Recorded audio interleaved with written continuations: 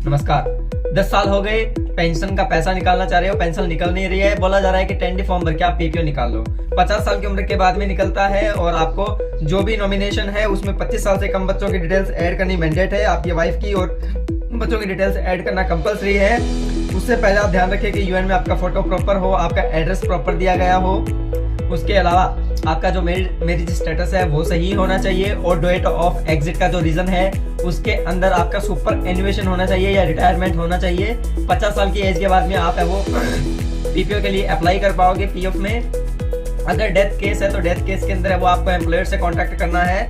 उस केस में है वो इन सर्विस या आउट सर्विस डेथ है उसमें एंटर की जाती है, वो अलग प्रोसेस है, उसका सेपरेट वीडियो ला दिया जाएगा। पेड सर्विस का बेनिफिट आप ले सकते हो डायरेक्टली जुड़ करके। और आपको जो प्रोसेस है, जब आप प्रोसेस करोगे तो ध्यान रखिए कि आप उस बैंक अकाउंट को ऐड करना जो आपके स्टेट के अंदर पीएफ अथॉरिटी के लिए चुनी गई है, ठीक है, तभी हो पाएगा। देन उसके बाद में आप जब क्लेम सबमिट कर देते हो, क्लेम सबमिट करते टाइम अगर आपने स्कीम सर्टिफिकेट का वहाँ पे नंबर दिया है, ध्यान रहे आपको ऑफलाइन है वो फिजिकली भेजना पड़ेगा डॉक्यूमेंट। अगर आपका बीच में कोई गैप लगा हुआ है सर्विस में तो गैप सर्टिफिकेट लगेगा, और अगर दो कंपनियों के बीच के अंदर गैप है तो गैप सर्टिफिकेट लगेगा। 50 साल की कम एज के अंदर आपने जॉब छोड़ी है तो नॉन एम्प्लॉयमेंट सर्टिफिकेट आपका लगेगा। उनके डिस्क्रिप्शन में लिंक मिल जाएंगे, वहां से डाउनलोड कर सकते हो।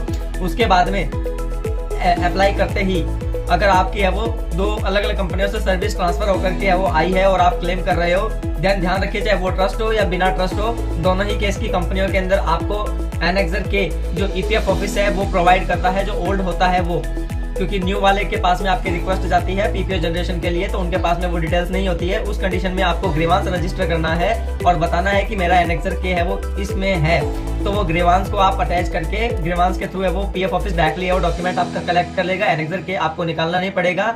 ध्यान रखिए डॉक्यूमेंट सबमिट ऑनलाइन क्लेम भरने के बाद में आपका है वो पीपीओ जनरेट नहीं होगा। उस कंडीशन के अंदर आपको आपका ऑनलाइन क्लेम फॉर्म की कॉपी निकालनी है, आपके जो बैंक पासबुक अटेस्टेड है उसकी लगानी है, जो पेंशनर जो अप्लाई कर रहा है उसकी आधार कार्ड लगाना है और एक आईडी और लगानी है। उसके अलावा जो नॉमिनेशन में आपने नाम ऐड किया उनका डेट ऑफ बर्थ प्रूफ और एक आइडेंटिटी प्रूफ ये सबमिट करना रहेगा।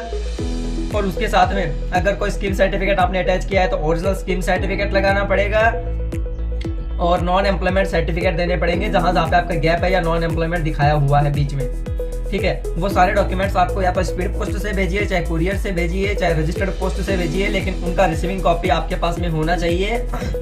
या तो ट्रैकिंग आईडी हो या रिसीविंग कॉपी हो अगर आप फिजिकली पीएफ ऑफिस में जमा कर रहे हो तो।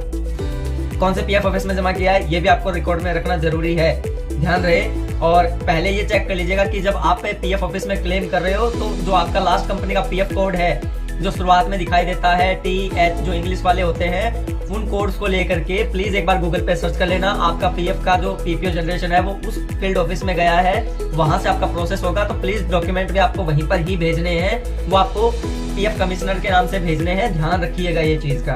उसके बाद में आपका क्लेम है वो वहां से प्रोसेस किया जाएगा। प्रोसेस करने के बाद में अगर आपका सेम स्टेट के अंदर आपने काम किया था लास्ट कंपनी के अंदर तो कोई इश्यू नहीं आएगा।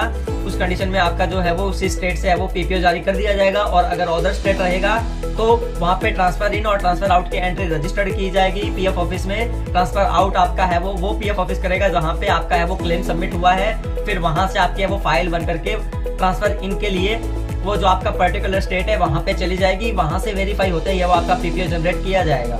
2014 से पहले का अगर केस है तो यूएन खुद से जनरेट करना रहेगा। अगर वहां पे नहीं हो रहा है उसका डेडिकेटेड वीडियो है और आप वो एम्प्लॉयर से भी करवा सकते हो। ऑलरेडी सारी चीज की मैंने इन्फॉर्मेशन प्रोवाइड कर दी है। कंपनी क्लोज हो गई है तो उसका भी डेडिकेटेड वीडियो है, प्रोसेस कर सकते हो। अगर फिर भी समझ में नहीं आ रहा है, कोई और इश्यू है, आप हमें हाईलाइट करिए संडे को, हम है वो आपकी बेहतर हेल्प करेंगे। वीकेंड के अंदर जो संडे आता है उसको 11 बजे लाइव सेशन रहता है, प्लीज ज्वाइन करिए ताकि बेटर लोगों की हेल्प हो सके। और जितने भी पेंशनर्स हैं उनको ये आप इन्फॉर्मेशन दीजिए। अगर कोई पेंशन के इंक्रीजिंग के रिगार्डिंग कोई नया अपडेट आएगा तो बिल्कुल आपको सूचना दी जाएगी, पर आप चैनल को सब्सक्राइब करके रखिए तभी आपका बेनिफिट हो पाएगा उसमें भी। तो आज के वीडियो में यही था मेंबर्स, धन्यवाद।